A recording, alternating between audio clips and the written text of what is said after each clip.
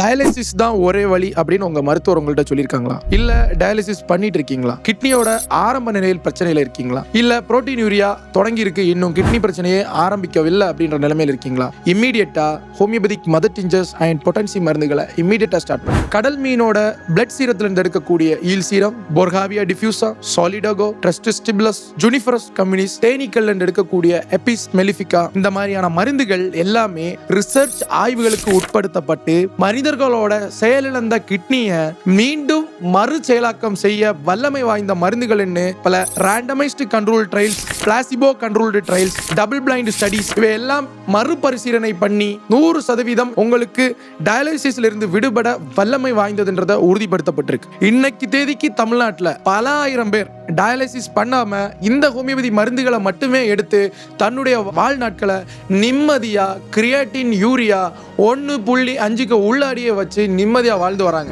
என் பேர் சுந்தரமோகன். எனக்கு வந்துட்டு பிளட்ல கிரியாட்டின் 4.6 இருந்துருச்சு. 1 மந்த்தா சார்ட்ட வந்துட்டு மெடிசன் சாப்பிட்டுட்டு இருக்கிறேன். இப்போ வந்துட்டு 1.5 வந்துருச்சு. இப்போ நல்லா இருக்குது. ஸோ இந்த கான்டாக்ட் ஆப்ஷன் மூலம் என்ன கான்டாக்ட் பண்ணுங்க. நான் உங்களுக்கு சிகிச்சை தர ரெடியா இருக்கிறேன். படிப்படியா டயாலிசிஸை நிறுத்தி உங்களுடைய செயலிழந்த கிட்னியை திரும்பவும் மறு செயலாக்கத்துக்கு கொண்டு வரதுக்கு நாங்கள் உங்களுக்கு உதவி செய்கிறோம். நம்முடைய கன்சல்டிங் கன்னியாகுமரி டிஸ்ட்ரிக்ட் அண்ட் சென்னையிலையும் இருக்கு. ஃபர்தர் டீடைல்ஸுக்கு எங்களை கான்டாக்ட் பண்ணுங்க. நன்றி.